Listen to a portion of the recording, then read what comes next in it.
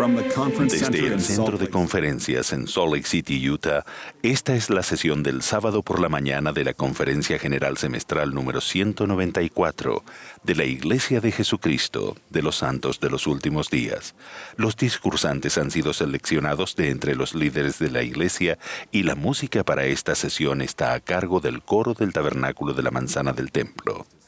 Esta transmisión es un servicio público de Bonneville Distribution. Se prohíbe cualquier reproducción, grabación, transcripción o uso de otra índole de este programa sin el debido consentimiento por escrito.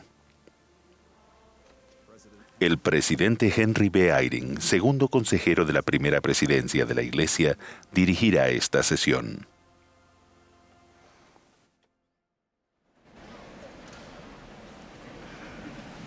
Brothers and sisters, Hermanos y hermanas, les damos la bienvenida a la sesión del sábado por la mañana de la Conferencia General Semestral número 194 de la Iglesia de Jesucristo de los Santos de los Últimos Días.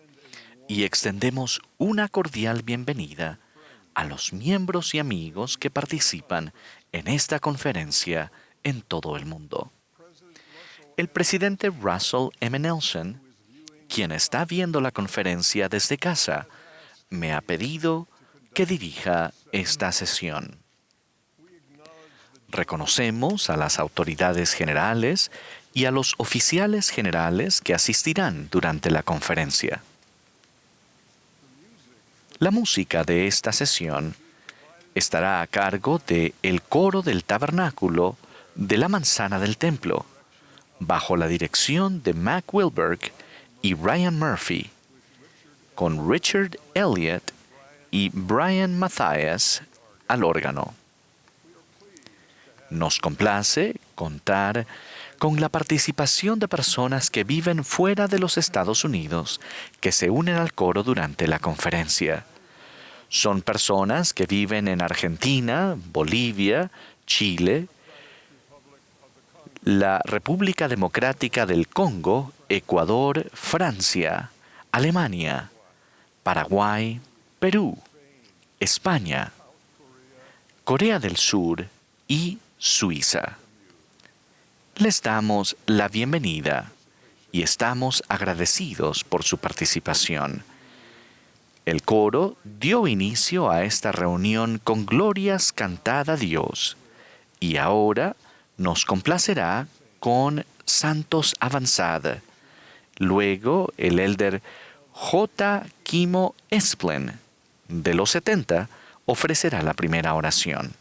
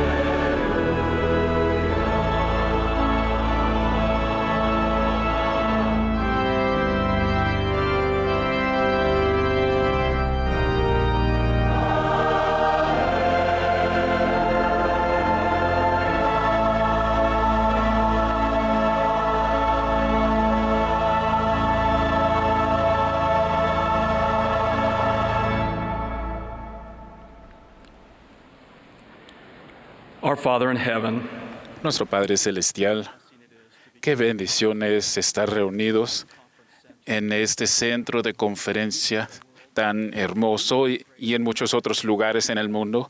Agradecemos por el Evangelio restaurado de Jesucristo, edificado sobre el fundamento de profetas y apóstoles.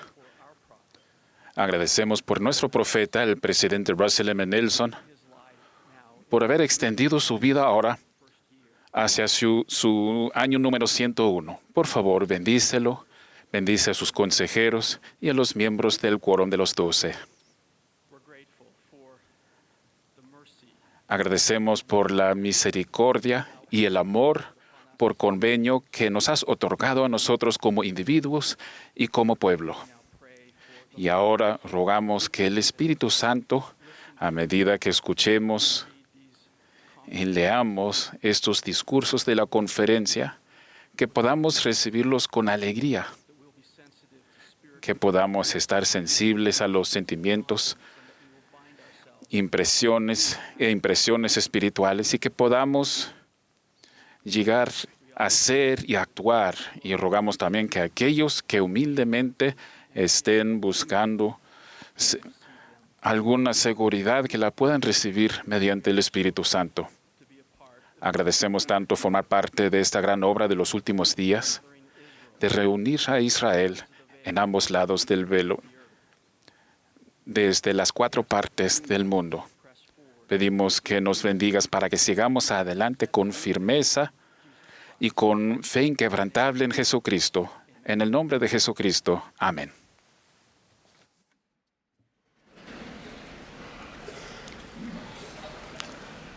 Brothers and sisters, Hermanos y hermanas, ahora tendré el privilegio de presentar a las autoridades generales, a los 70 de área y a los oficiales generales de la Iglesia para el voto de sostenimiento.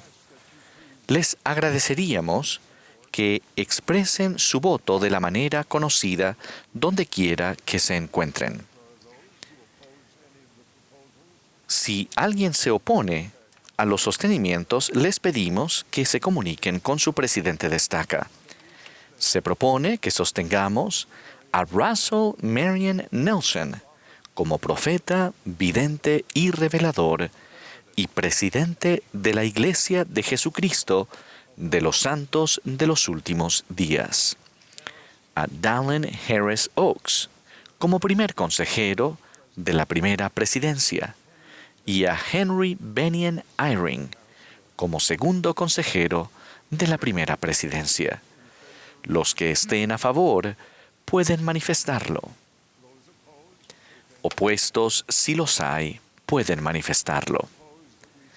Se propone que sostengamos a Dallin H. Oaks como presidente del quórum de los 12 apóstoles y a Jeffrey R. Holland como presidente en funciones del quórum de los 12 apóstoles. Los que estén a favor pueden indicarlo. Si hay contrarios, pueden manifestarlo.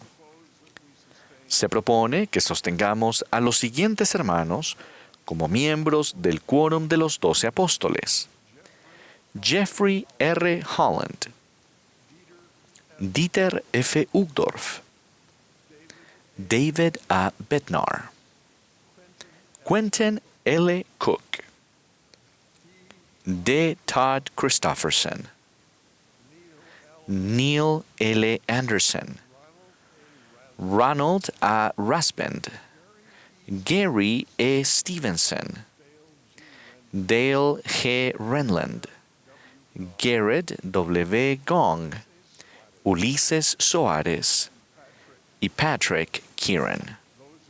Los que estén a favor, sírvanse manifestarlo. Los que estén en contra pueden indicarlo. Se propone que sostengamos a los consejeros de la primera presidencia y al quórum de los 12 apóstoles como profetas, videntes y reveladores. Todos los que estén a favor, sírvanse manifestarlo. Contrarios, si los hay, con la misma señal. Indicamos que se ha sostenido a 6 nuevos 70 de área durante las reuniones de liderazgo de la Conferencia General el jueves 3 de octubre, y luego se anunciaron en el sitio web de la Iglesia. Los invitamos a sostener a estos hermanos en sus nuevas asignaciones. Los que estén a favor, sírvanse manifestarlo. Contrarios, con la misma señal. Se propone que sostengamos a las demás autoridades generales, 70 de área y oficiales generales, tal y como se encuentran actualmente constituidos. Los que estén a favor, sírvanse indicarlo levantando la mano. Los que estén en contra, si los hay. Hermanos y hermanas, les agradecemos su fe y oraciones continuas a favor de los líderes de la Iglesia. Ahora el coro cantará "El plan de Dios puedo seguir". Después del himno, tendremos el placer de escuchar al elder Neil L. Anderson, del Quórum de los 12 Apóstoles. Lo seguirá la presidenta Emily Bell Freeman, presidenta general de las Mujeres Jóvenes. A continuación, el elder Carl D. Hurst, de los 70, se dirigirá a nosotros.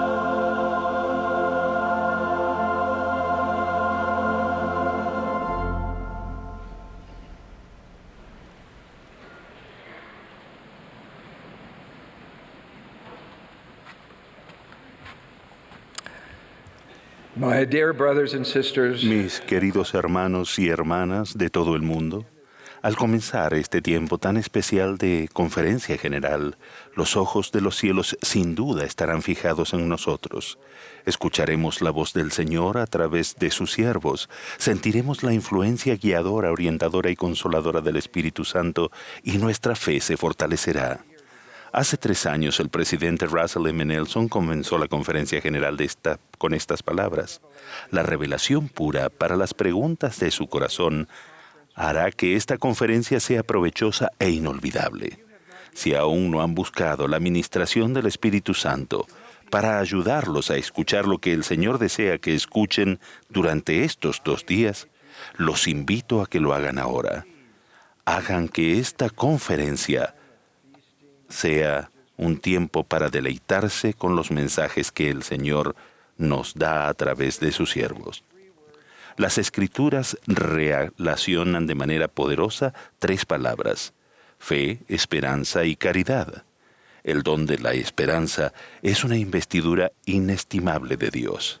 La palabra esperanza se utiliza para muchas cosas que deseamos que ocurran. Por ejemplo, espero que no llueva o espero que gane nuestro equipo. Pero mi intención es hablar de nuestras esperanzas sagradas y eternas, centradas en Jesucristo y en el Evangelio restaurado, y nuestra expectativa segura en las bendiciones prometidas de la justicia. Nuestra esperanza en la vida eterna está asegurada por medio de la gracia de Cristo y de nuestras propias decisiones, que nos brindan la incomparable bendición de regresar a nuestro hogar celestial y vivir para siempre en paz y felicidad con nuestro Padre Celestial, su Hijo amado, nuestra familia fiel y nuestros amigos preciados, además de los hombres y mujeres justos de la tierra de todo continente y época. En la tierra experimentamos gozo y aflicción al ser examinados y probados. Nuestra victoria llega a través de la fe en Jesucristo, a medida que triunfamos sobre nuestros pecados, dificultades, tentaciones, injusticias y los desafíos de esta vida mortal. A medida que fortalecemos nuestra fe en Jesucristo, vemos más allá de nuestras dificultades, nuestras bendiciones y las promesas de la eternidad. Como una luz cuyo resplandor va en aumento, la esperanza ilumina el mundo en tinieblas y vemos nuestro futuro glorioso. Desde el principio, nuestro Padre Celestial y su Hijo amado han bendecido con presteza a los justos con el precioso don de la esperanza. El poder del Espíritu del Señor ilumina a los fieles hoy en día, alumbrando la realidad de la vida eterna. El Salvador nos envía a un Consolador, el Espíritu Santo, un compañero para nuestra fe y esperanza que da paz, no como el mundo la da.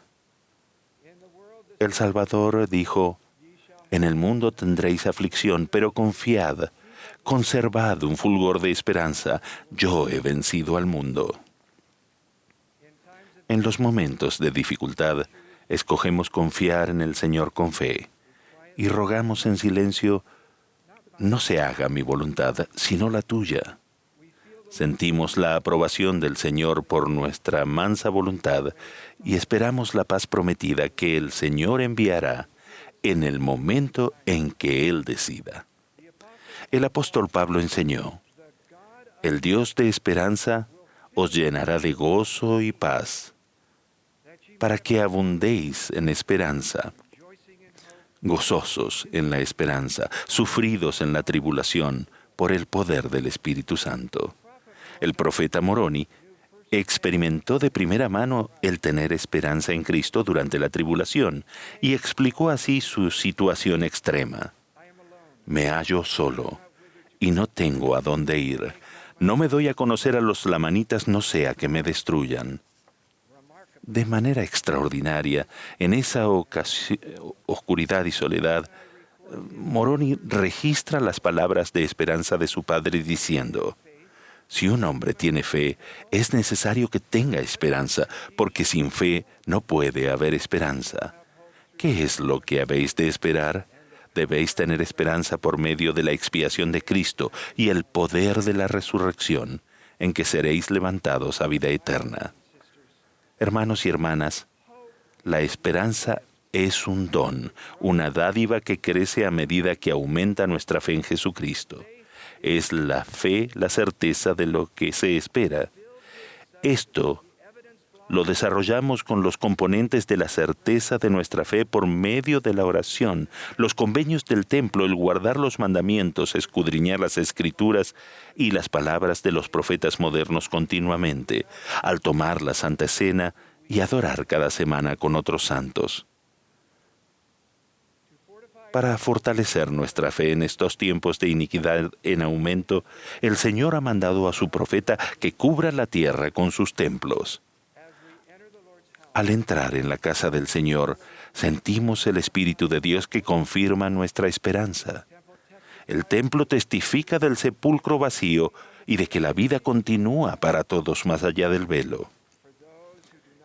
En el caso de aquellos que no tienen un compañero eterno, las ordenanzas confirman con poder que toda persona justa recibirá toda bendición prometida. Existe una esperanza sublime. Cuando una pareja joven se arrodilla en el altar para ser sellada, no solo por el tiempo, sino por la eternidad. Existe una grandiosa esperanza para nosotros en las promesas hechas a nuestra posteridad, sean cuales sean sus circunstancias actuales. No hay dolor, enfermedad, injusticia o sufrimiento, nada que pueda oscurecer nuestra esperanza si creemos en nuestros convenios con Dios en la casa del Señor. Es una casa de luz, es una casa de esperanza. Derramamos lágrimas de pensar al ver la tristeza y desesperación de aquellos que no tienen esperanza en Cristo. Hace poco observé desde lejos a una pareja que tiempo atrás tuvo fe en Cristo, pero decidió rechazar sus creencias.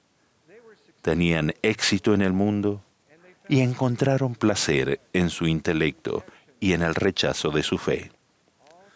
Todo parecía ir bien hasta que el marido, todavía joven y lleno de energía, cayó enfermo y de repente murió.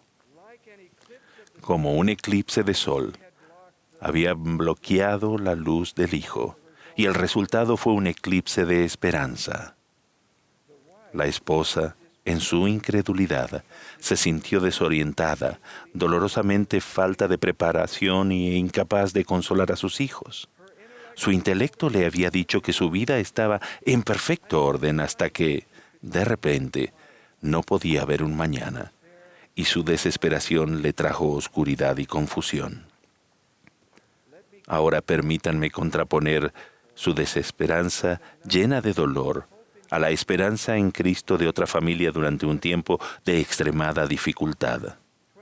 Hace 21 años, el hijo recién nacido de mi sobrino, Ben Anderson, y su esposa Robbie, fue trasladado por vía aérea desde la zona rural donde vivían en Idaho a Salt Lake City. Fui al hospital y Ben me explicó las graves complicaciones cardíacas que ponían en riesgo la vida de su bebé. Pusimos las manos sobre la cabecita de Trey y el Señor lo bendijo, alargándole la vida. Trey se sometió a una cirugía de corazón durante la primera semana de su vida y a otras operaciones posteriores.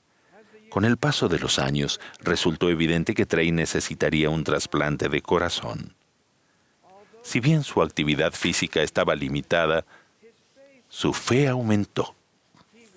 Él escribió: «Nunca he sentido lástima por mí mismo, porque siempre he sabido de la importancia de tener fe en Jesucristo y del testimonio del plan de salvación». Trey guardó en su teléfono esta cita del presidente Russell M. Nelson: «El gozo que sentimos tiene poco que ver con las circunstancias de nuestra vida y todo que ver con el enfoque de nuestra vida».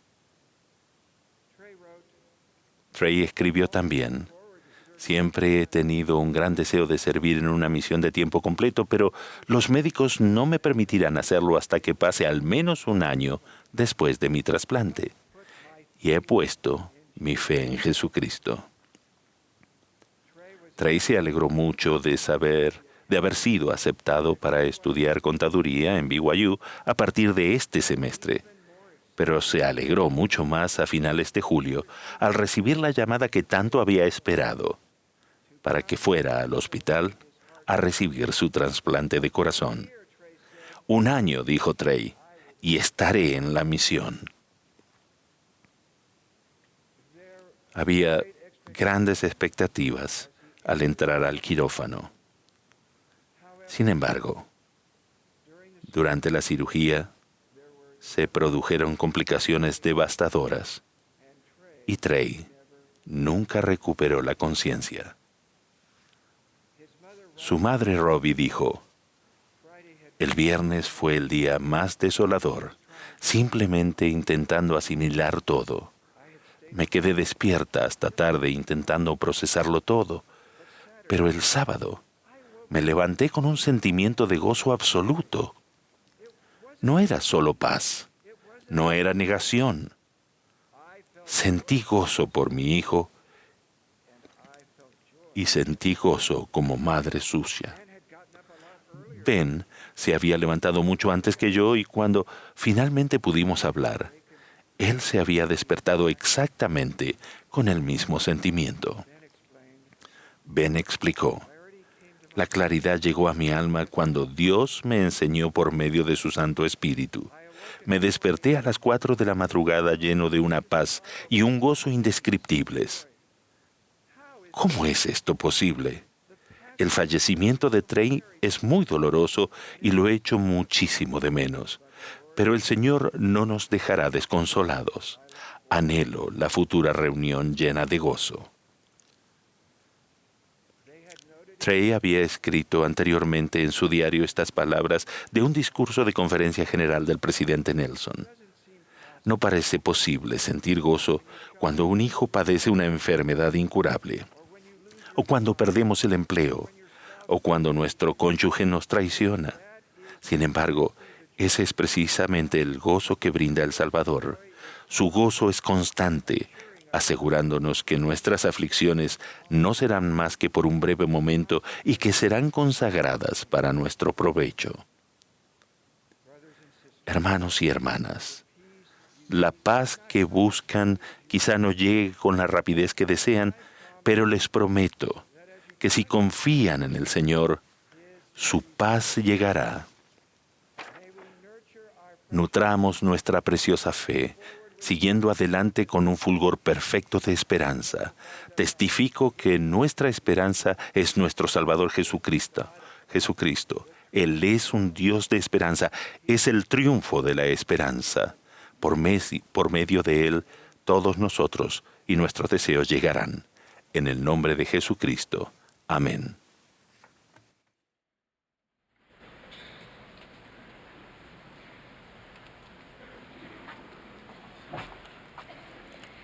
Recientemente, mi esposo Greg recibió un diagnóstico que requeriría una cirugía intensiva y meses de quimioterapia.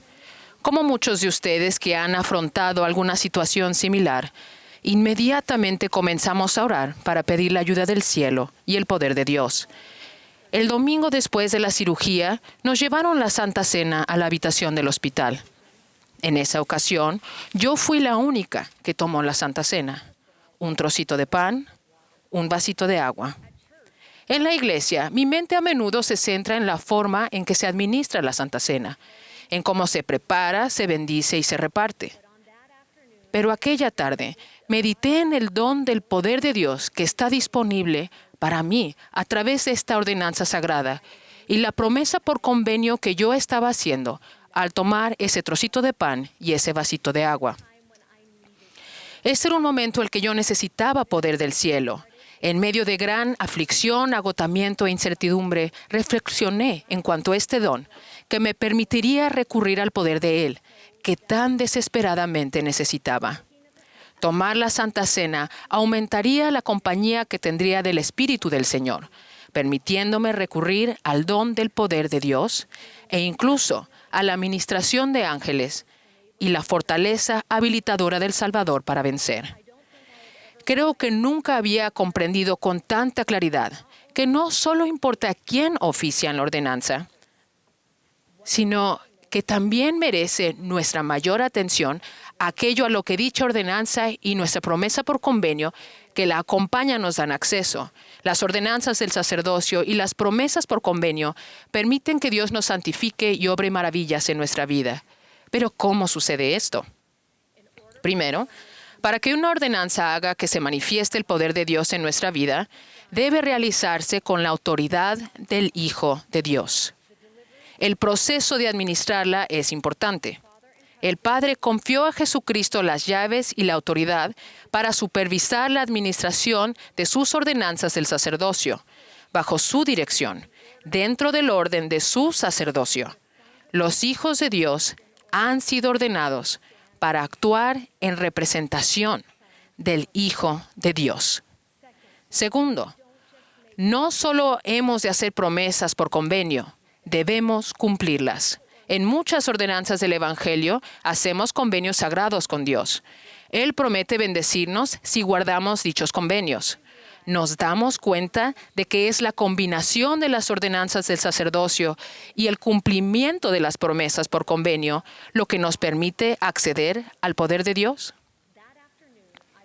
Esa tarde me pregunté si yo, una hija de Dios por convenio, comprendía plenamente cómo acceder al don del poder de Dios mediante las ordenanzas del sacerdocio y si reconocía realmente cómo el poder de Dios obra en mí. En 2019, se extendió una invitación profética a las mujeres de la Iglesia, en la que se nos enseñaba cómo invocar el poder del Salvador en nuestra vida.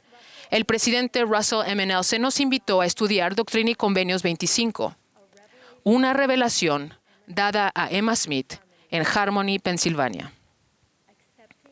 Aceptar esa invitación ha cambiado mi vida. El mes pasado tuve una oportunidad inesperada de visitar Harmony. Ahí, bajo los arces, se restauró el sacerdocio a José Smith y a Oliver Cowdery. Cerca de esos árboles está la puerta principal de la casa de José y Emma. Frente a la chimenea de la casa hay una ventana. Me paré junto a esa ventana y me pregunté lo que pensaría Emma al observar los árboles. En julio de 1830, Emma tenía 26 años. Era muy joven. Llevaba casada 3 años y medio. Había perdido un bebé varón, su primer hijo. Su pequeña tumba se halla cerca.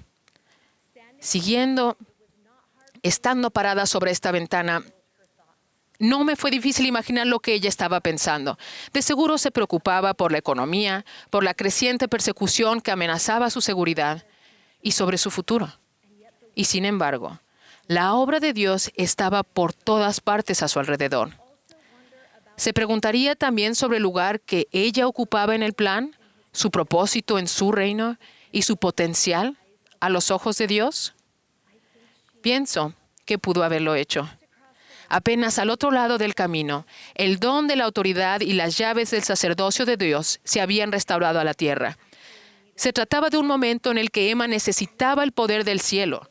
En medio de gran aflicción, agotamiento e incertidumbre, imagino que Emma se habría preguntado sobre aquel don del sacerdocio que podría darle acceso al poder que necesitaba tan desesperadamente. Pero Emma no se limitó a quedarse en la ventana haciéndose preguntas. Mientras el profeta José se le instruía sobre las llaves, los oficios y ordenanzas y cómo asistir en el servicio del sacerdocio, el Señor mismo, a través de su profeta, dio una revelación a Emma. No a la presidenta de Sociedad de Socorro, sino que esta revelación se dio para Emma, la joven de 26 años en Harmony. Por medio de revelación, Emma aprendería sobre la santificación y la conexión por convenios que aumentaría la capacidad de talas ordenanzas del sacerdocio obrar en su vida. Primero, el Señor le recordó a Emma en su lugar que ocupaba en su plan, quién era ella y a quién pertenecía, una hija en su reino.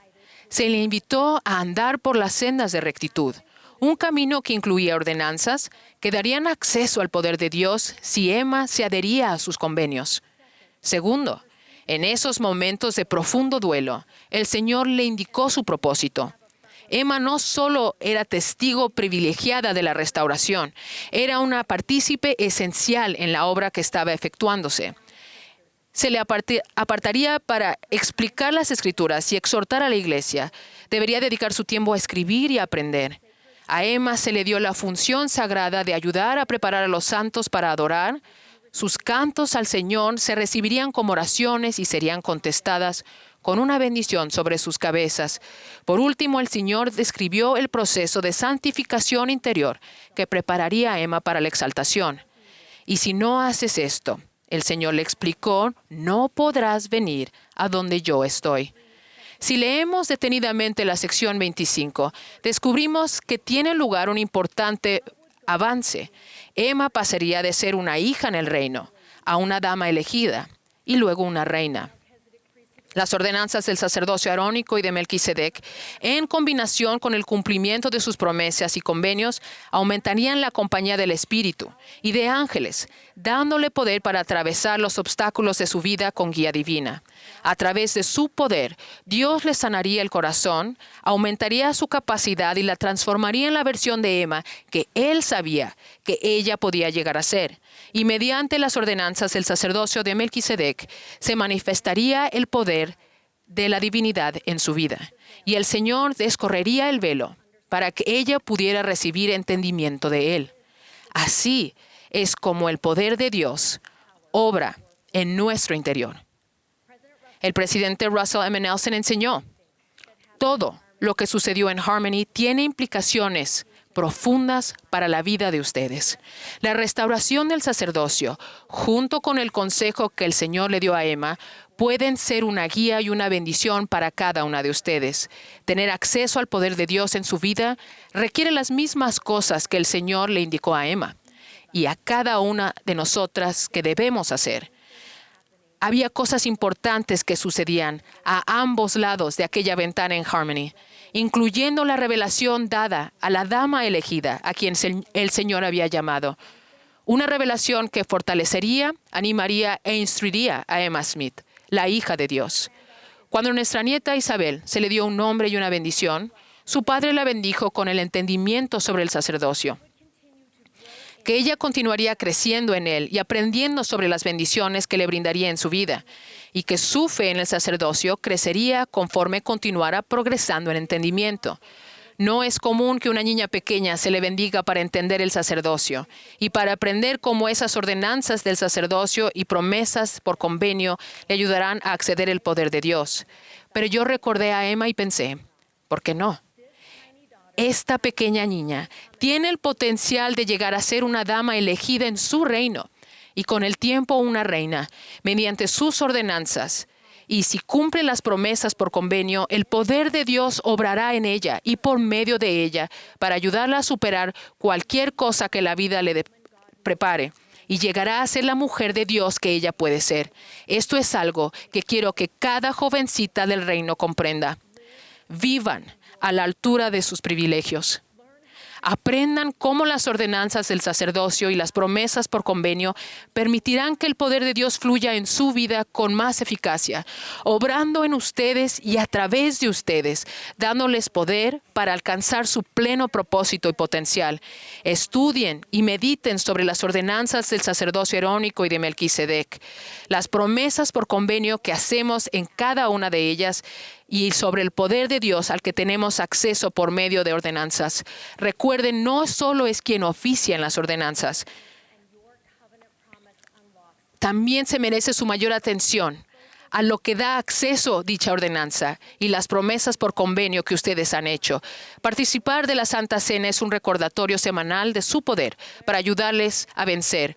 Usar el garment del santo sacerdocio es un recordatorio diario del don de su poder que obra en ustedes para ayudarles a alcanzar su potencial. Todos tenemos acceso al poder de Dios cada vez que tomamos de la Santa Cena, cada vez que cruzamos el umbral de un templo. Este es el momento culminante de mi día de reposo. Esta es la razón por la cual valoro mi recomendación para el templo. En sus ordenanzas se manifiesta el poder de la divinidad. De este don doy testimonio en el nombre de Jesucristo. Amén.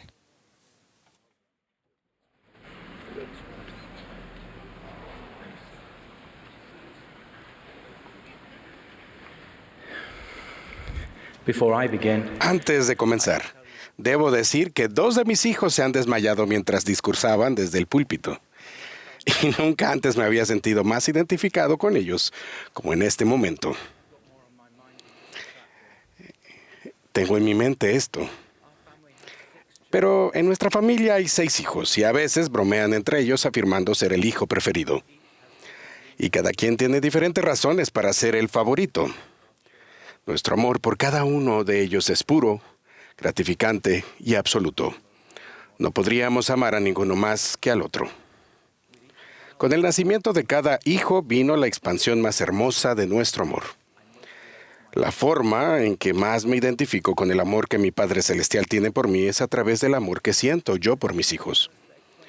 Mientras cada uno repite ser el hijo favorito más querido, podríamos imaginar que en nuestra familia nunca ha existido una habitación desordenada. La percepción de las imperfecciones entre la relación entre padres e hijos disminuye al centrarse en el amor. En algún momento, tal vez porque puedo ver que nos dirigimos hacia una inevitable revuelta familiar, puedo afirmar algo así como: está bien, ustedes ganan, pero no voy a declarar quién. Ustedes ya saben quién es mi favorito. Mi objetivo es que los 6 se sientan victoriosos y evitemos así una guerra. Al menos hasta la próxima vez. En su Evangelio, Juan se describe a sí mismo como el discípulo a quien Jesús amaba. Como si esa disposición fuera de alguna manera única. Me gusta pensar que eso se debió a que Juan se sentía completamente amado por Jesús. Nefi me hizo reflexionar y pensar en algo similar cuando escribió: me glorío en mi Jesús. Por supuesto, el Salvador no es de Nefi más de lo que es de Juan.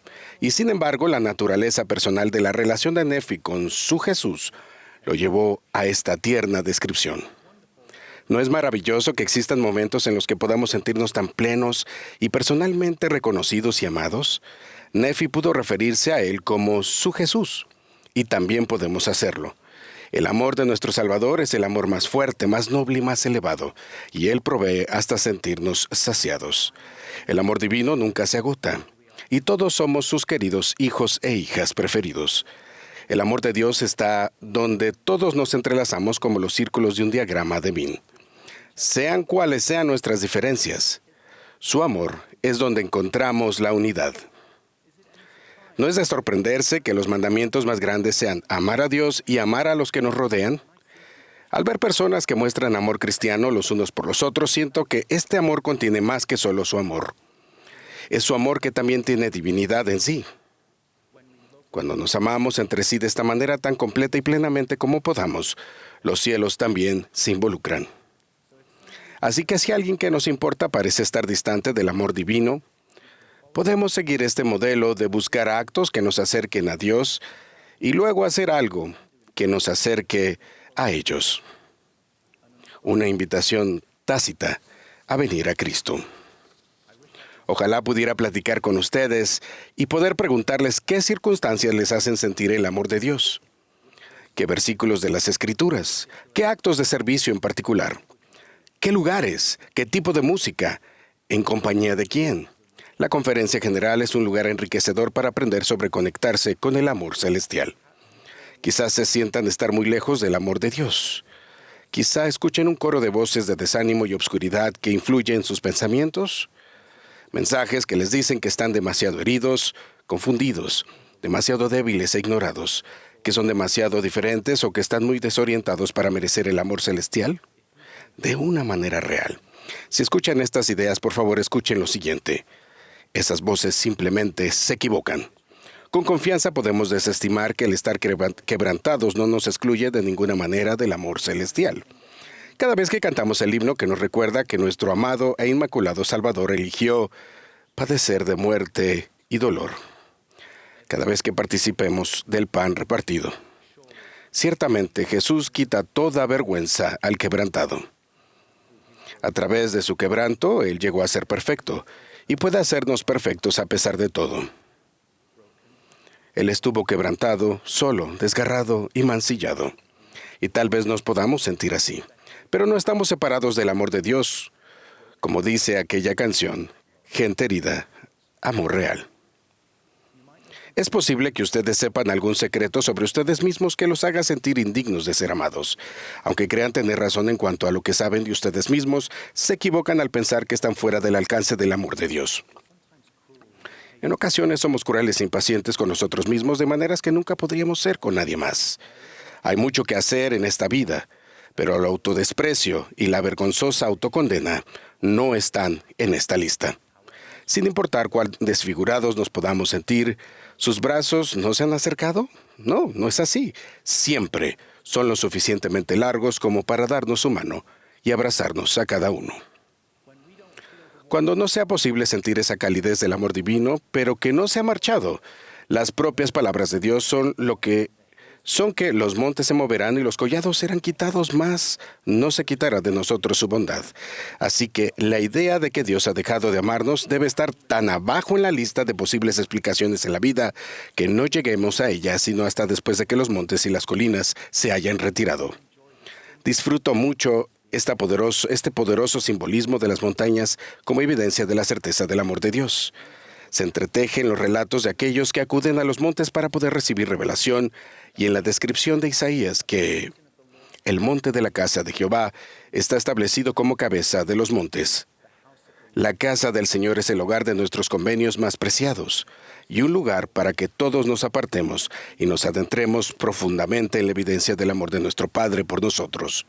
También disfruto el consuelo que llega a mi alma al cubrirme firmemente con mi convenio bautismal, y si me encuentro con alguien que llora una pérdida o está afligido por una desilusión, trato de ayudarle a contener y procesar sus sentimientos. Son estas maneras en las que podemos sumergirnos más en lo preciado amor, en el amor del convenio Gesed. Así que si el amor de Dios no nos abandona, porque no siempre lo sentimos, solo para calmar sus expectativas, bueno, no lo sé. Pero ser amado definitivamente no es lo mismo que sentirse amado. Y tengo algunas ideas que podrían ayudar conforme busquen respuestas a esta pregunta. Tal vez estén lidiando con el dolor, la depresión, la traición, la soledad, la decepción o alguna otra poderosa intromisión en su capacidad de sentir el amor de Dios por ustedes. De ser así, estas cosas pueden opacar o suspender nuestra capacidad de sentir lo que en otras circunstancias podríamos sentir, al menos durante un tiempo. No podamos sentir su amor y el conocimiento tendrá que ser suficiente. Y me pregunto si podrían experimentar pacientemente con diferentes maneras de expresar y recibir el amor divino. Pueden dar un paso hacia atrás de lo que se encuentre frente a ustedes y tal vez otro paso y otro paso, hasta que vean un panorama más amplio, más y más amplio de ser necesario hasta que literalmente estén pensando de manera celestial, porque están contemplando las estrellas y recordando incontables mundos y a través de ellos a su Creador. El canto de los pájaros, sentir el sol, la brisa o la lluvia en la piel, y momentos en que la naturaleza hace que mis sentidos se maravillen ante Dios.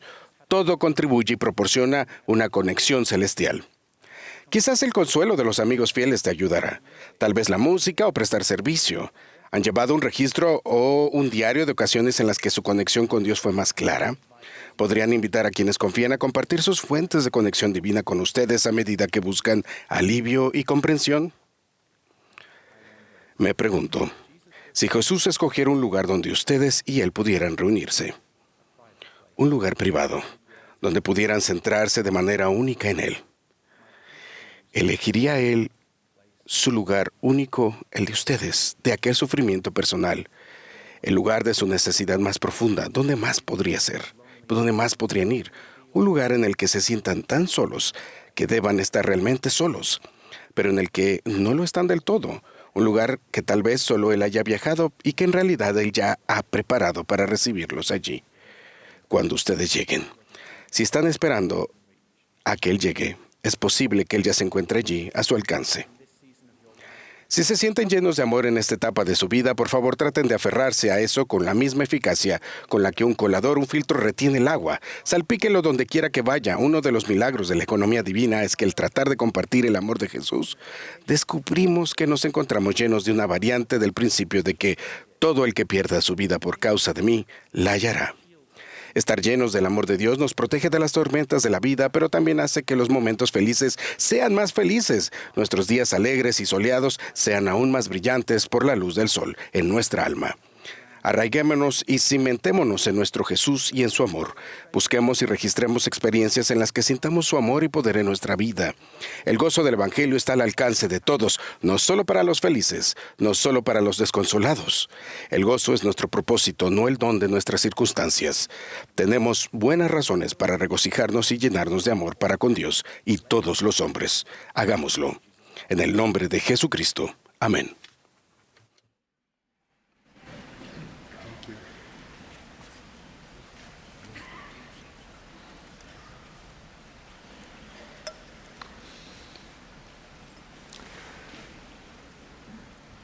As directed, Según se indique, la congregación se unirá al coro para cantar ¡Qué firmes cimientos!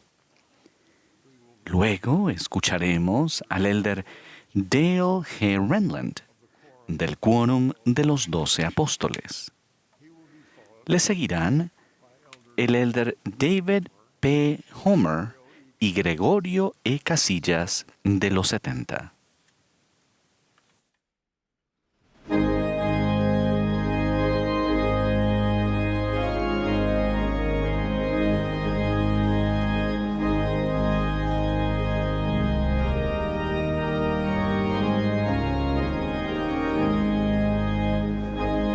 Esta es la sesión del sábado por la mañana de la Conferencia General Semestral número 194 de la Iglesia de Jesucristo de los Santos de los Últimos Días.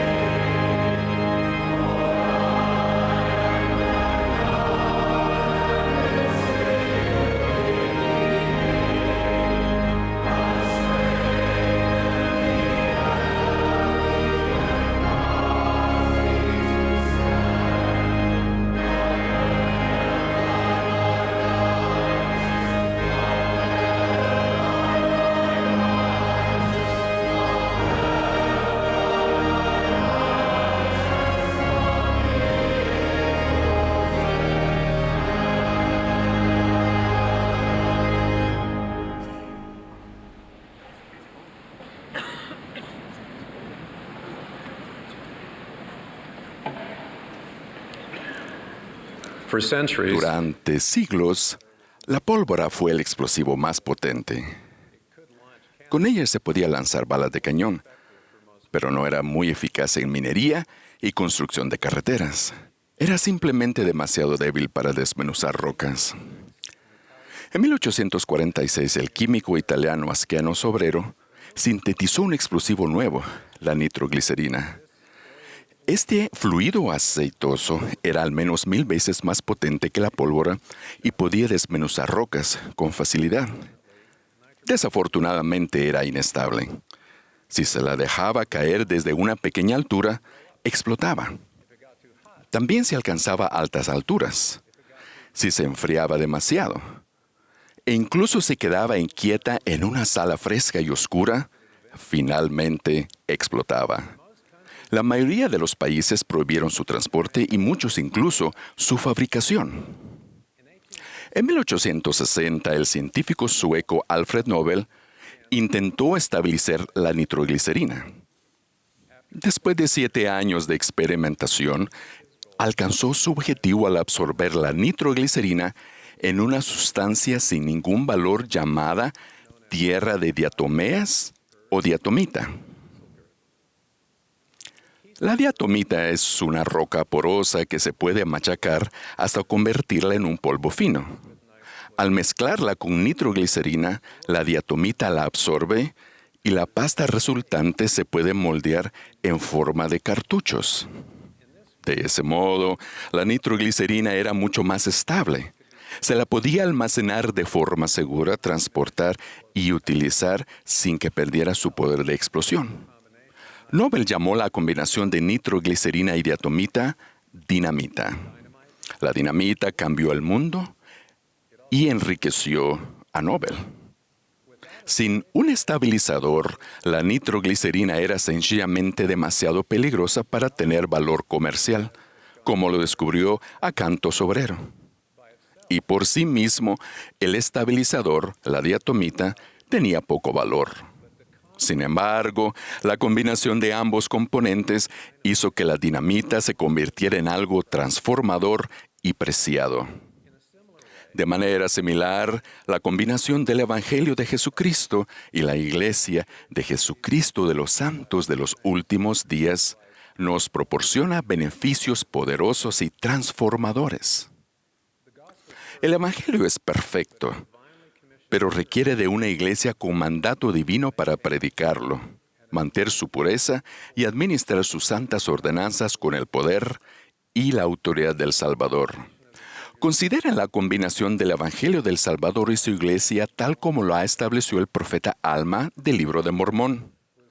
La iglesia era responsable de no predicar nada salvo el arrepentimiento y la fe en el Señor que iba a redimir a su pueblo. Utilizando la autoridad de Dios, la iglesia era responsable de administrar la ordenanza del bautismo en el nombre del Señor, como testimonio de que habían concertado un convenio con Él, de que lo servirían y guardarían sus convenios.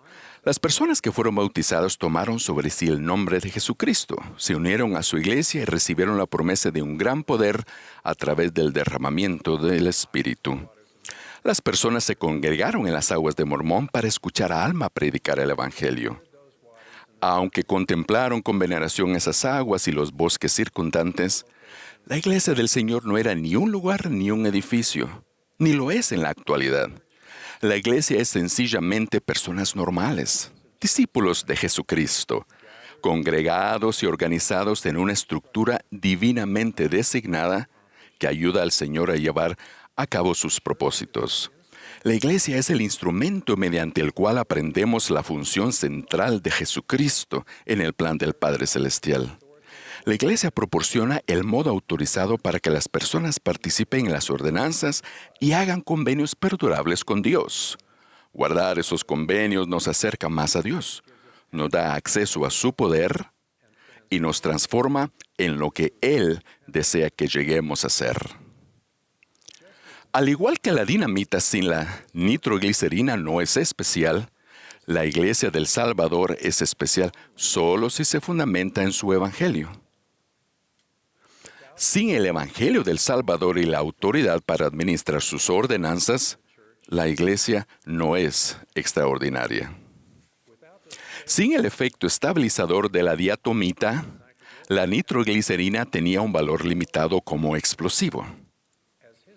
Históricamente demostrado, sin la Iglesia del Señor, el entendimiento por parte del ser humano respecto al Evangelio ha sido igualmente inestable.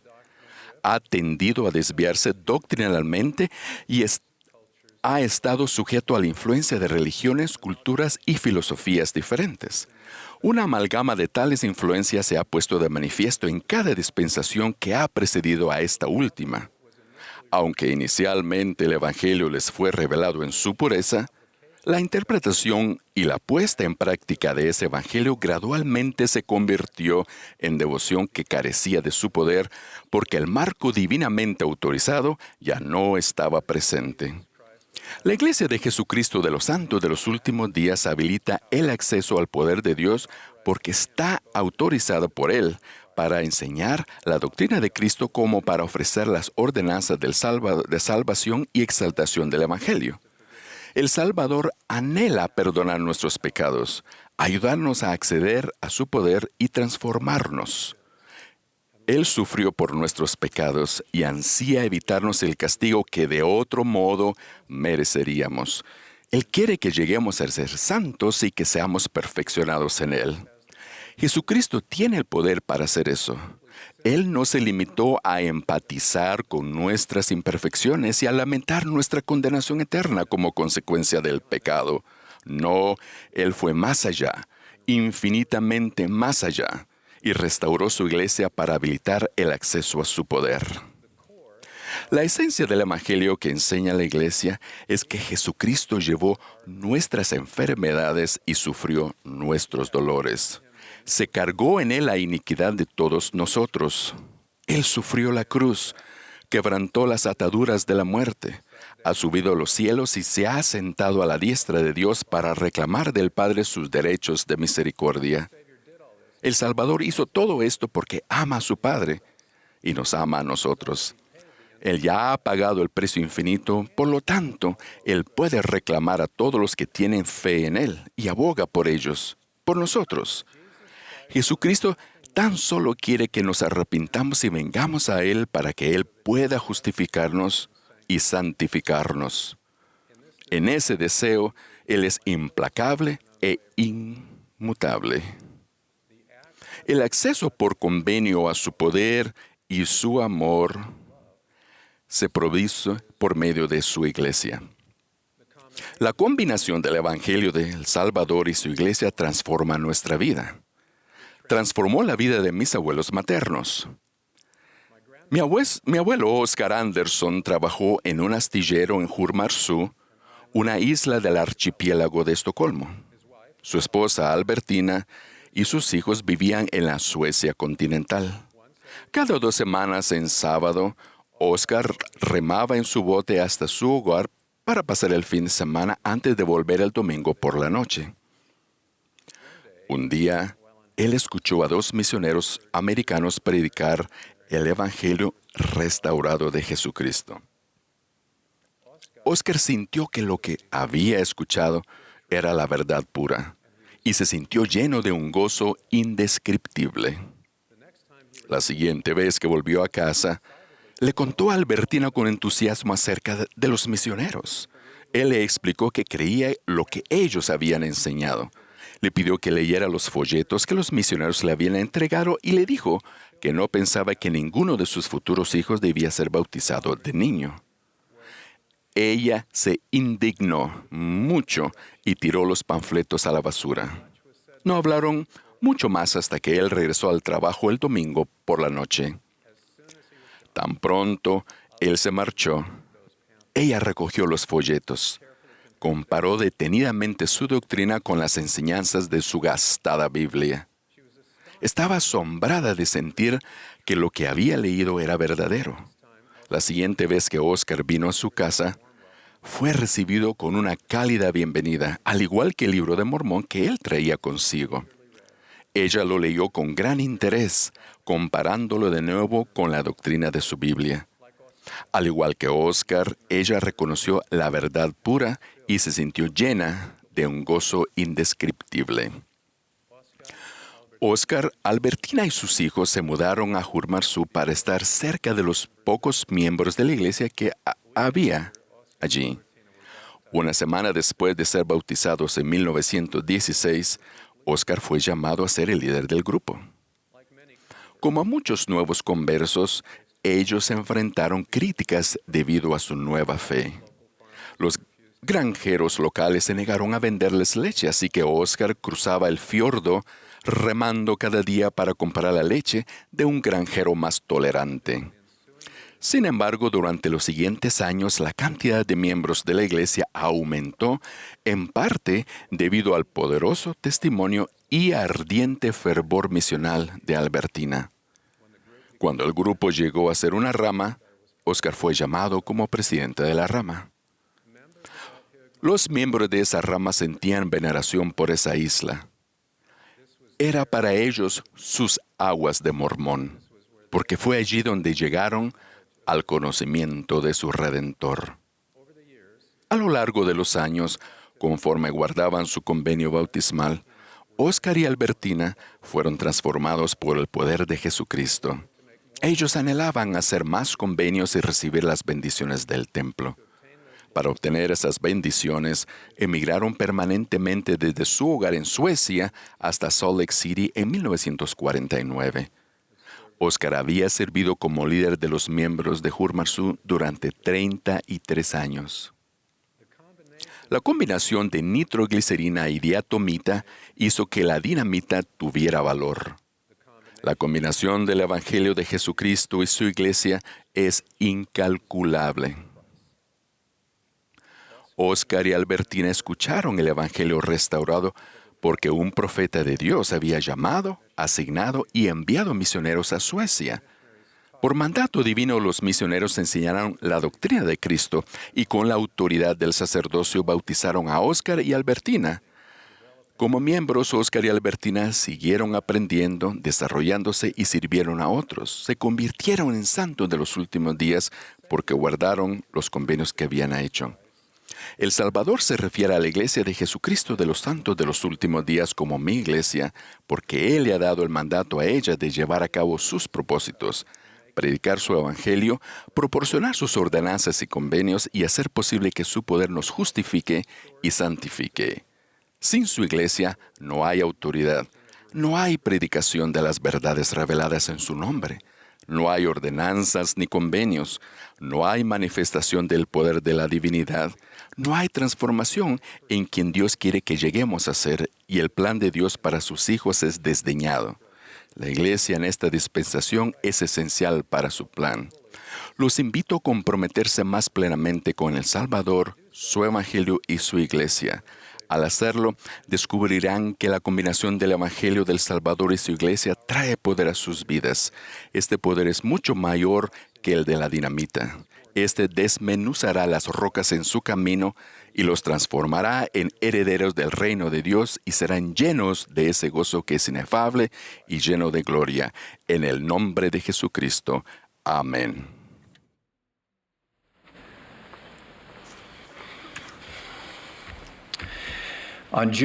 El 1 de junio de 1843, Addison Pratt partió de Nauvoo, Illinois, para predicar el Evangelio en las islas de Hawái, dejando a su esposa Luisa al cuidado de su joven familia.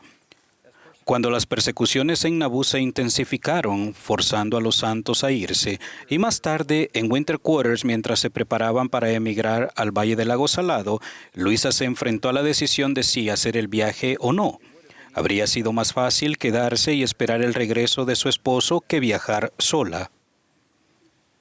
En ambas ocasiones buscó la guía del profeta Brigham Young, quien la alentó a ir. A pesar de la dificultad y de su renuencia personal, hizo el viaje con éxito en ambas ocasiones. Al principio, Luisa no encontraba mucho gozo en viajar. Sin embargo, comenzó a disfrutar de la verde hierba de la pradera, las coloridas flores silvestres y los parches de tierra en las orillas del río. La tristeza que había en mi mente se fue desvaneciendo gradualmente, escribió ella, y luego no había en toda la compañía una mujer más feliz que yo. Esta historia me ha inspirado.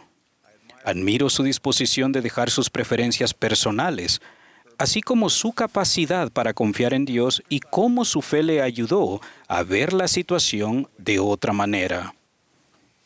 Me recuerda que tenemos un Padre Celestial que nos cuida donde quiera que estemos y que podemos confiar en Él más que en cualquier otra persona o cosa. Dios confía en nosotros para tomar decisiones importantes y nos pide que confiemos en Él. Esto es difícil cuando nuestro juicio o la opinión pública difieren de su voluntad para sus hijos.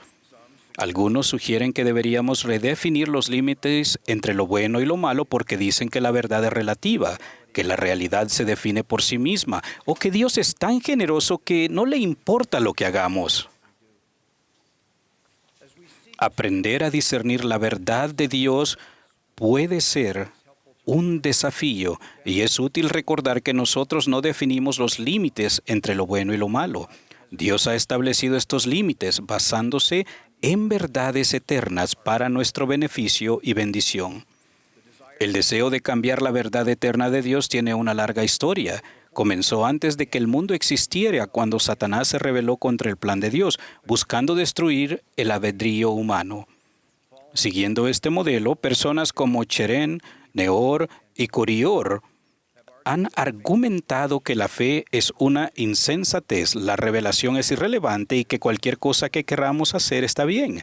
Lamentablemente, estas desviaciones de la verdad de Dios han conducido a gran pesar. Algunas cosas pueden depender del contexto, pero no todo es así.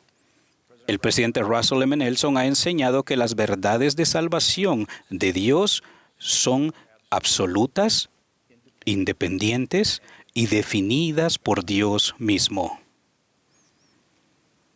En quién elegimos confiar es una de las decisiones importantes de la vida. El rey Benjamín instruyó a su pueblo: creed en Dios, creed que Él existe, creed que Él tiene toda sabiduría, creed que el hombre no comprende todas las cosas que el Señor puede comprender. Tenemos las Escrituras y la guía de profetas vivientes para ayudarnos a comprender la verdad de Dios. Si necesitamos aclaración más allá de lo que tenemos, Dios la ofrece a través de sus profetas.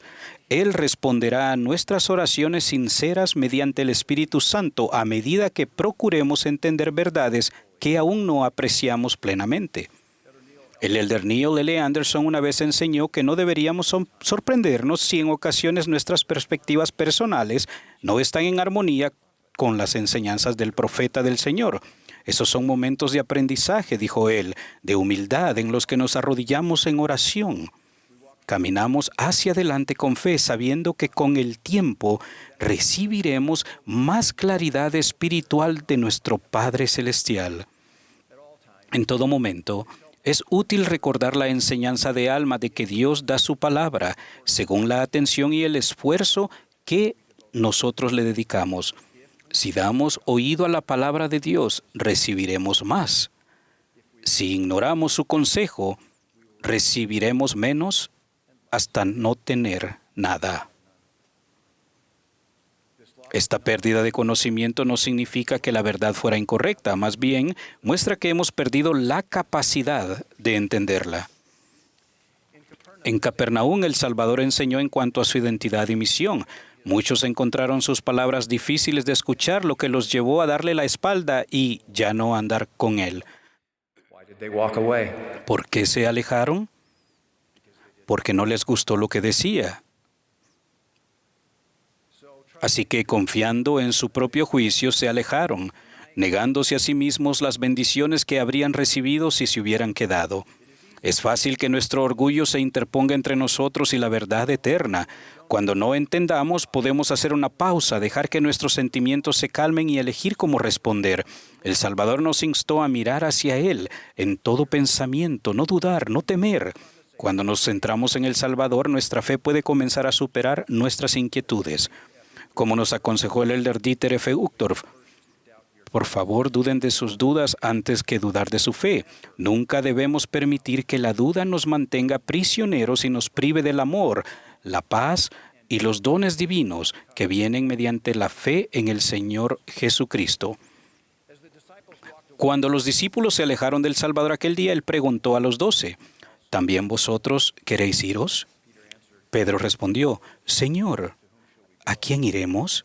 Tú tienes palabras de vida eterna y nosotros hemos creído y sabemos que tú eres el Cristo, el Hijo del Dios viviente.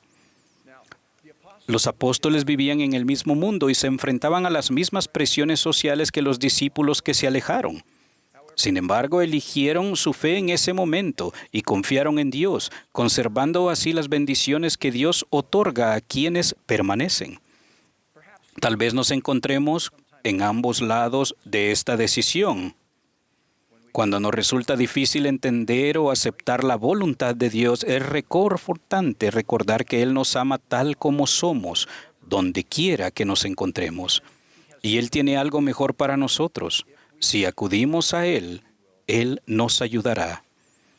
Aunque acudir a Él puede resultarnos difícil, al igual que al padre que buscaba la sanación de su hijo y el Salvador le dijo, al que cree todo le es posible, en nuestros momentos de dificultad también podemos clamar, ayuda nuestra incredulidad. El elder Neil A. Maxwell enseñó la sumisión de nuestra voluntad es la única cosa exclusivamente personal que tenemos para colocar sobre el altar de Dios. No es de extrañarse que el rey Benjamín estuviera tan deseoso de que su pueblo se volviera como un niño, sumiso, manso, humilde, paciente, lleno de amor y dispuesto a someterse a cuanto el Señor juzgue conveniente infligir sobre él, tal como un niño se somete a su padre. El Salvador nos dio el ejemplo perfecto. Con un corazón afligido y sabiendo la dolorosa obra que tenía que efectuar, se sometió a la voluntad de su Padre, cumpliendo su misión y abriéndonos la promesa de la eternidad a ustedes y a mí. La decisión de someter nuestra voluntad a la de Dios es un acto de fe que se sitúa en el centro de nuestro discipulado. Al tomar esa decisión, descubrimos que nuestro albedrío no disminuye, más bien se ve magnificado y recompensado con la presencia del Espíritu Santo que brinda un propósito, gozo, paz y esperanza que no podemos encontrar en ningún otro lado. Hace varios meses un presidente de estaca y yo visitamos a una hermana de su estaca y a su hijo joven adulto. Después de años de estar alejada de la iglesia, deambulando por senderos difíciles y hostiles, ella había regresado. Durante nuestra visita preguntamos por qué había vuelto. Hice un desastre de mi vida, dijo, y yo sabía dónde tenía que estar. Luego le pregunté qué había aprendido en su travesía. Con cierta emoción nos dijo que había aprendido que debía asistir a la iglesia lo suficiente para romper el hábito de no asistir y que debía quedarse hasta que fuera el lugar donde quería estar. Su regreso no fue fácil, pero al ejercer su fe en el plan del Padre sintió que el Espíritu regresaba. Luego añadió, he aprendido por mí misma que Dios es bueno y que sus caminos son mejores que los míos.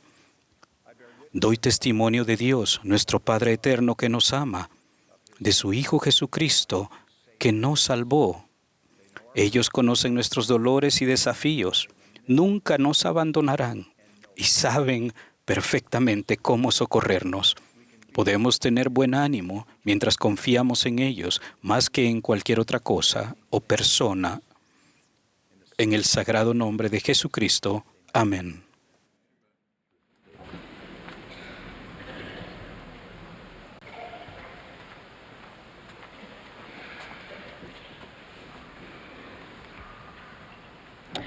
What does our Heavenly Father desire from you?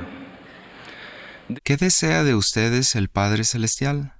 ¿Entienden que cuando estuvieron en su existencia premortal, el Padre Celestial los estuvo preparando para su vida en la tierra? Al dirigirse a los jóvenes, el presidente Russell M. Nelson enseñó que nuestro Padre Celestial ha reservado a muchos de sus espíritus más nobles, quizás, su mejor equipo para esta fase final. Dado que hemos sido reservados para estos últimos días, es crucial que aprendamos a ser discípulos de Jesucristo. El Señor Jesucristo es el buen pastor. Él conoce a su redil y el redil conoce a su pastor, porque a sus ovejas llama por su nombre. Él siempre nos llama y se vale de nosotros, sus siervos comunes y corrientes, para ayudar a llevar a sus hijos a Él. Hace algún tiempo, un presidente de estaca y yo fuimos a visitar a miembros de la iglesia en un vecindario cercano. Después de terminar las visitas programadas, el presidente de estaca me preguntó si podíamos ir a visitar a una familia más. Él sintió la impresión de que debíamos hablar con ellos. Tocamos la puerta y abrió la hermana.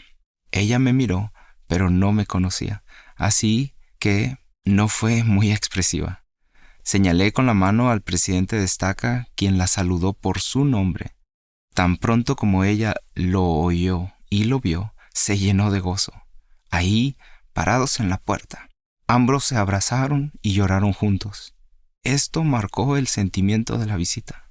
No sabíamos que la hermana había recibido una sesión de quimioterapia el día anterior, y ella se sentía muy débil para cuidar de su hijo adulto. Así que ayudé al presidente de estaca a vestir al hijo y lo pusimos en una silla de ruedas.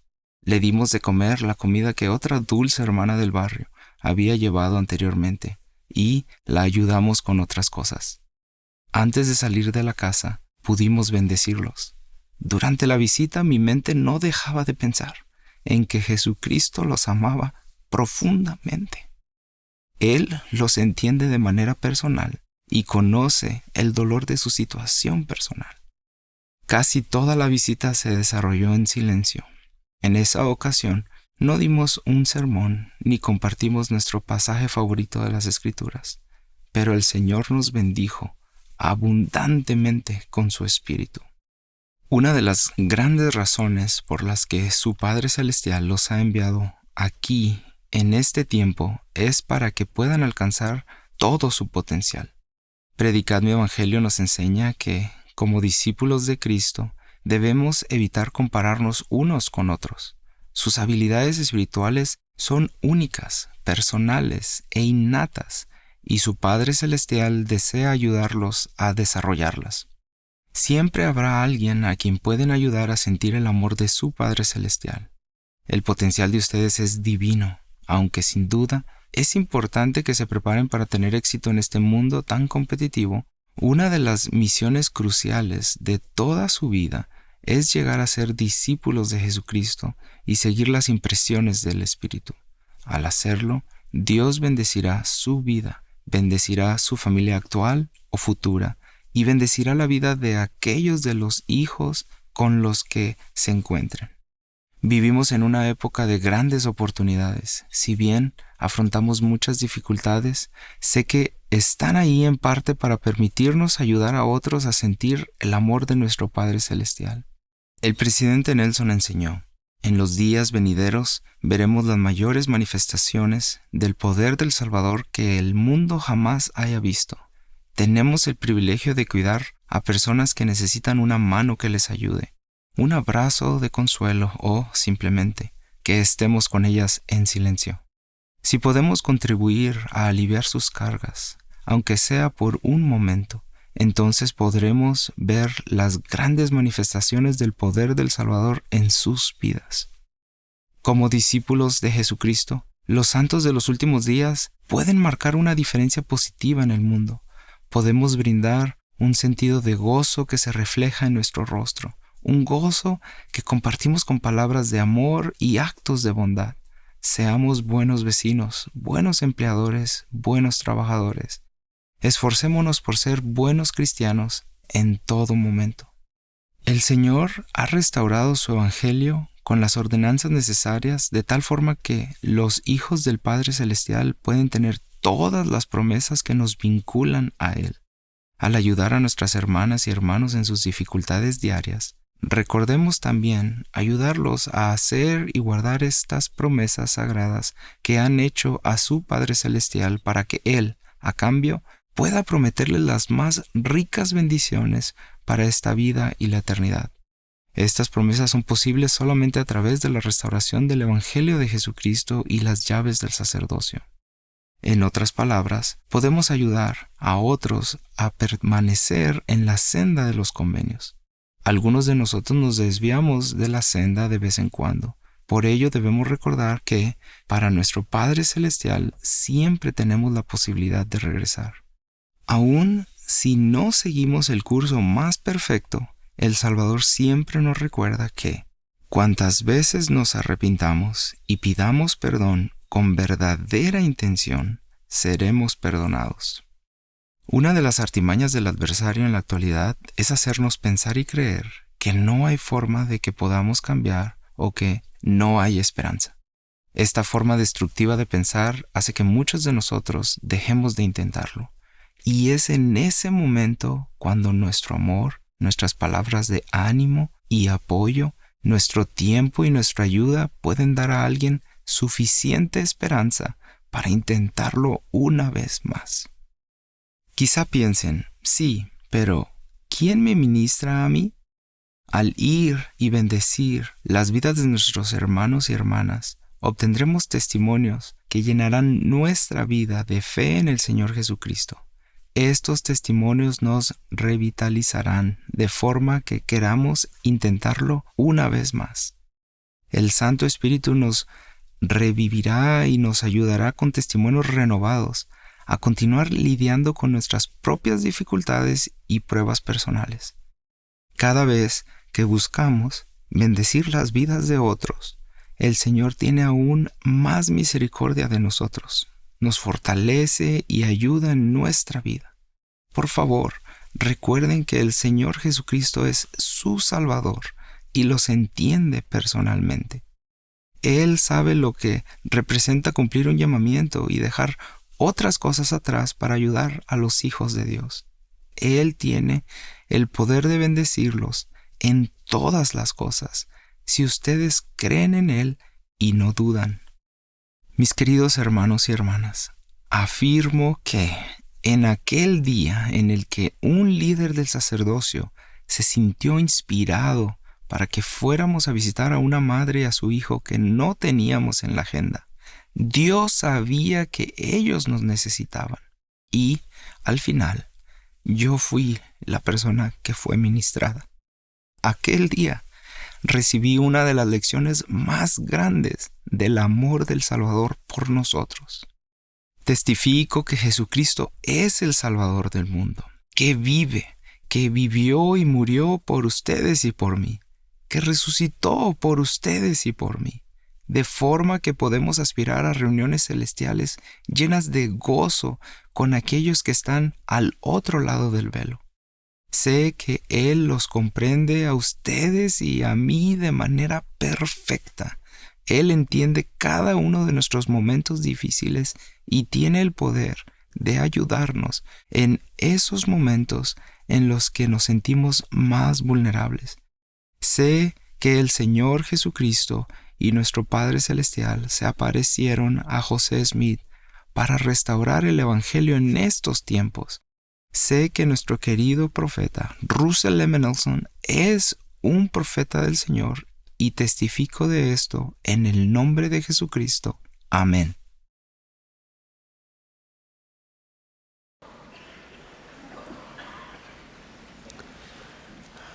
We express gratitude. Agradecemos a todos los que han discursado y a el coro del tabernáculo de la manzana del templo por la hermosa música que nos han proporcionado. Ahora el coro nos complacerá con Dios me da su gracia. El último discursante de esta sesión será el presidente Dallin H. Oaks, primer consejero de la primera presidencia. Después de sus palabras, el coro concluirá esta conferencia cantando Hazme andar en la luz. Y la última oración la ofrecerá el elder Isaac K. Morrison de los 70.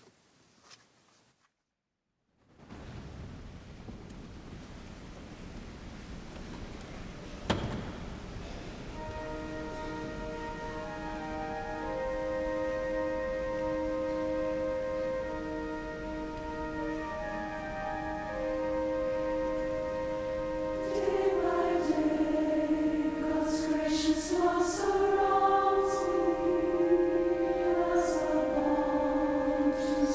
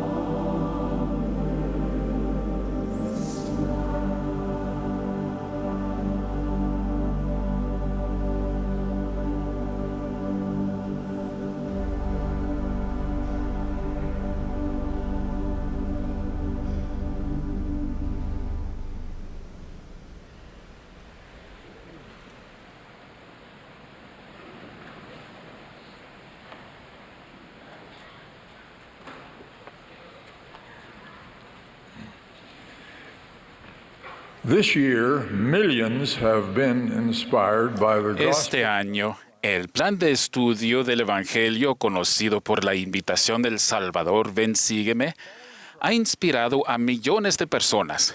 Seguir a Cristo no es una práctica casual ni ocasional, sino una dedicación continua y una manera de vivir que debe guiarnos en todo tiempo y en todo lugar. Sus enseñanzas y su ejemplo definen la senda para todo discípulo de Jesucristo. Y todos estamos invitados a esa senda, pues Él invita a todos a venir a Él, negros o blancos, esclavos o libres, varones o mujeres, todos son iguales ante Dios. El primer paso para seguir a Cristo es obedecer lo que Él definió como el gran mandamiento de la ley. Amarás al Señor tu Dios con todo tu corazón y con toda tu alma y con toda tu mente. Este es el primero y grande mandamiento. Y el segundo es semejante a este. Amarás a tu prójimo como a ti mismo. De estos dos mandamientos dependen toda la ley y los profetas. Los mandamientos de Dios nos brindan la fuerza orientadora y estabilizadora de nuestra vida. Nuestras experiencias en la vida terrenal son semejantes a un niño y su padre que en un día ventoso volaban una cometa o un papalote o barrilete. A medida que la cometa se elevaba, el viento la hacía tirar del hilo que llevaba el niño en la mano. Inexperto ante la fuerza de los vientos terrenales, propuso cortar el hilo para que la cometa pudiera subir más. Su sabio padre le aconsejó que no lo hiciera, explicándole que el hilo es lo que sujeta a la cometa en su lugar frente a los vientos terrenales. Si perdemos el control del hilo, la cometa no se elevará más arriba, sino que se la llevarán los vientos e inevitablemente caerá a tierra. Ese hilo esencial representa los convenios que nos conectan a Dios, nuestro Padre Celestial, y a su Hijo Jesucristo. Cuando honramos esos convenios, guardando sus mandamientos y siguiendo su plan de redención, las bendiciones que ellos nos prometen nos permiten subir a alturas celestiales. El libro de Mormón a menudo declara que Cristo es la luz del mundo. Durante su aparición a los nefitas, el Señor resucitado explicó esa enseñanza al decirles: Yo os he dado el ejemplo. Yo soy la luz que debéis sostener en alto, aquello que me habéis visto hacer. Él es nuestro modelo a seguir. Aprendemos lo que Él ha dicho y hecho a medida que estudiamos las Escrituras y seguimos las enseñanzas proféticas, tal como el presidente Russell M. Nelson nos ha instado a hacer. En la ordenanza de la Santa Cena, cada día de reposo hacemos convenio de recordarle siempre y de guardar sus mandamientos. En el libro de Mormón, el Señor nos dio los principios fundamentales en lo que Él llamó la doctrina de Cristo. Dichos principios son la fe en el Señor Jesucristo, el arrepentimiento, el bautismo, la recepción del don del Espíritu Santo, perseverar hasta el fin y volverse como un niño, lo cual significa confiar en el Señor y someternos a todo cuanto Él requiere de nosotros. Los mandamientos del Señor son de dos tipos: permanentes, como la doctrina de Cristo, y temporales. Los mandamientos temporales son aquellos que son necesarios para las necesidades de la Iglesia del Señor o de los fieles, en circunstancias temporales, pero que se dejan de lado una vez pasada la necesidad. Un ejemplo de mandamientos temporales son las instrucciones del Señor a los primeros líderes de la Iglesia de trasladar a los santos de Nueva York a Ohio, a Missouri y a Illinois, y finalmente de dirigir el éxodo pionero a las sierras del occidente. Aunque solo fueron temporales, cuando aún estaban vigentes, esos mandamientos se dieron para ser obedecidos. Algunos mandamientos permanentes han tardado mucho en ser observados de forma generalizada. Por ejemplo, El famoso discurso del presidente Lorenzo Snow sobre la ley del diezmo enfatizó un mandamiento que se había dado con anterioridad, pero que los miembros de la Iglesia aún no guardaban a nivel general. Era necesario volver a enfatizarlo debido a las circunstancias que en aquel momento enfrentaban la Iglesia a sus miembros. Se han necesitado también ejemplos recientes de énfasis debido a las circunstancias actuales que los santos de los últimos días o la Iglesia afrontan.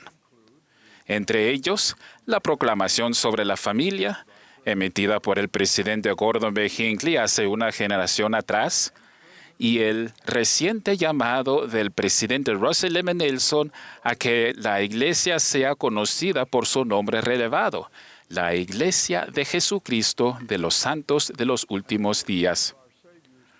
Otra de las enseñanzas de nuestro Salvador parece requerir de un énfasis renovado en las circunstancias de nuestros días. Este es un tiempo de muchas palabras crueles e hirientes en las comunicaciones públicas y a veces incluso en nuestras familias. Las marcadas diferencias en cuestiones de políticas públicas a menudo llevan a acciones de hostilidad, incluso de odio, en las relaciones públicas y personales. Este ambiente de enemistad a veces hasta paraliza la capacidad de legislar en asuntos de importancia en los que la mayoría de los ciudadanos ve una necesidad urgente de alguna acción en favor del bien público.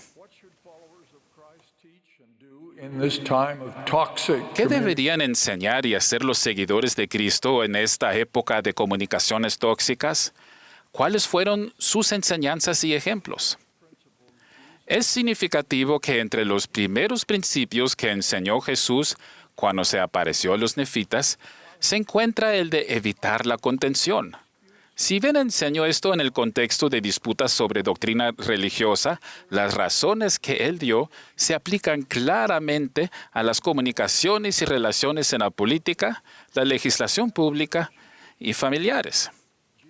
Jesús enseñó lo siguiente: aquel que tiene el espíritu de contención no es mío, sino es del diablo, que es el padre de la contención. Y él irrita los corazones de los hombres para que contiendan con ira unos con otros. He aquí, esta no es mi doctrina, agitar con ira el corazón de los hombres el uno contra el otro. Antes bien, mi doctrina es esta, que se acaben tales cosas. Durante el resto de su ministerio entre los nefitas, Jesús enseñó otros mandamientos estrechamente relacionados con su prohibición de la contención. Sabemos, por lo que se enseña en la Biblia, que Él había enseñado previamente cada uno de estos en su gran sermón del monte. Y por lo regular, precisamente en el mismo lenguaje que luego utilizó con los nefitas. Citaré el texto familiar de la Biblia. Amad a vuestros enemigos, bendecid a los que os maldicen, haced el bien a los que os aborrecen, y orad por los que os ultrajan y os persiguen.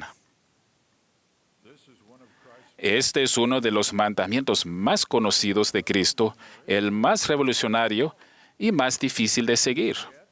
Sin embargo, es una parte fundamental de su invitación a que todos lo sigamos. Como enseñó el presidente David O. McKay, no existe mejor manera de manifestar el amor por Dios que demostrar un amor desinteresado por nuestros semejantes. He aquí otra enseñanza fundamental dada por aquel que es nuestro modelo a seguir. Bienaventurados los pacificadores, porque ellos serán llamados hijos de Dios. Los pacificadores. ¿Cómo cambiarían las relaciones personales si los seguidores de Cristo renunciaran a las palabras crueles e hirientes en todas sus comunicaciones? En la conferencia general del año pasado, el presidente Russell M. Nelson nos dio los siguientes retos. Dijo él, Una de las maneras más sencillas de reconocer a un verdadero seguidor de Cristo es fijarse en qué medida trata a los demás con compasión. Los verdaderos discípulos de Jesucristo son pacificadores. Una de las mejores maneras en las que podemos honrar al Salvador es convirtiéndonos en pacificadores. Y concluyendo sus enseñanzas dijo, la contención es una elección, ser pacificador es una elección. Ustedes tienen su albedrío para elegir la contención o la reconciliación. Los insto a elegir ser pacificadores ahora y siempre.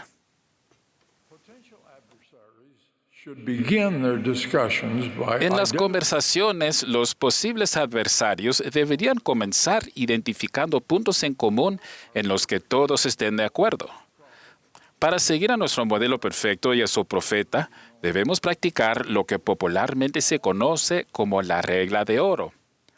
Así que todas las cosas que queráis que los hombres hagan con vosotros, así también haced vosotros con ellos, porque esta es la ley y los profetas. Hay que amar y hacer el bien a todos, y evitar la contención y ser pacificadores en todas nuestras comunicaciones. Esto no quiere decir comprometer nuestros principios y prioridades, sino dejar de atacar duramente a los demás por los suyos. Eso hizo nuestro modelo perfecto en su ministerio. Es el ejemplo que Él nos dejó al invitarnos a seguirlo. En esta conferencia, hace 4 años atrás, el presidente Nelson nos dio un reto profético para nuestros días. ¿Estáis dispuestos a dejar que Dios prevalezca en tu vida? ¿Estás dispuesto a permitir que Dios sea la influencia más importante en tu vida? ¿Permitirás que sus palabras, sus mandamientos y sus convenios influyan en lo que haces cada día? ¿Permitirás que su voz tenga prioridad sobre cualquier otra? Como seguidores de Jesucristo, enseñamos y testificamos de Él, nuestro modelo perfecto. Sigámoslo entonces renunciando a la contención. Al defender nuestras políticas preferidas en acciones públicas, hagámonos merecedores de sus bendiciones utilizando el lenguaje y los métodos de los pacificadores. En nuestras familias y otras relaciones personales, evitemos lo que es cruel y hostil. Procuremos ser santos como nuestro Salvador, en cuyo santo nombre testifico e invoco sus bendiciones para ayudarnos a ser santos. En el nombre de Jesucristo. Amén.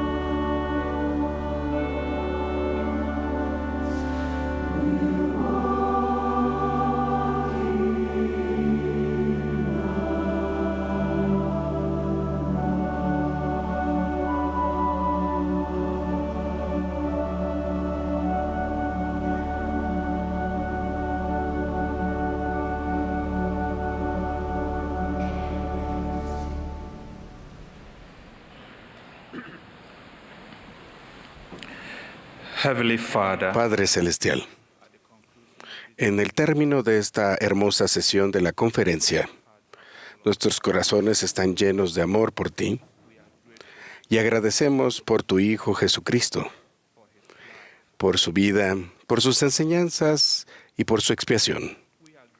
Agradecemos por el don magnífico del Espíritu Santo y la dirección recibida para nuestras vidas. Te agradecemos porque los cielos se han abierto en nuestros días para la restauración del Evangelio y el sacerdocio, para el recogimiento de Israel en ambos lados del velo. Gracias por los profetas vivientes, por los apóstoles, a quienes amamos y a quienes necesitamos en nuestros días.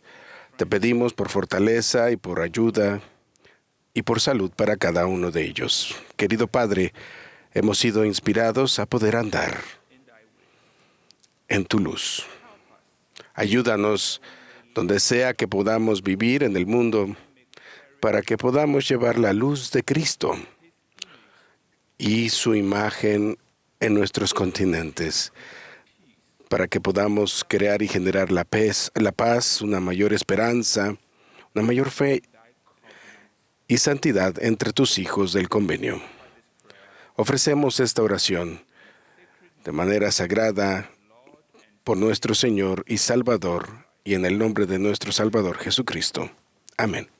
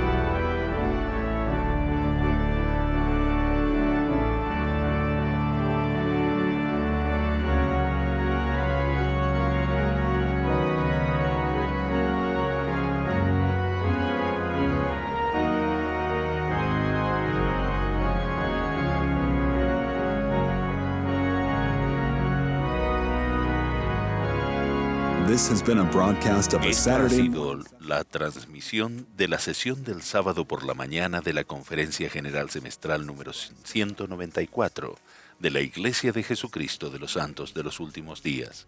Los discursantes fueron seleccionados de entre los líderes de la Iglesia y la música estuvo a cargo del coro del Tabernáculo de la Manzana del Templo. Esta transmisión ha sido un servicio público de Bonneville Distribution. Se prohíbe cualquier reproducción, grabación, transcripción o uso de otra índole de este programa sin el debido consentimiento por escrito.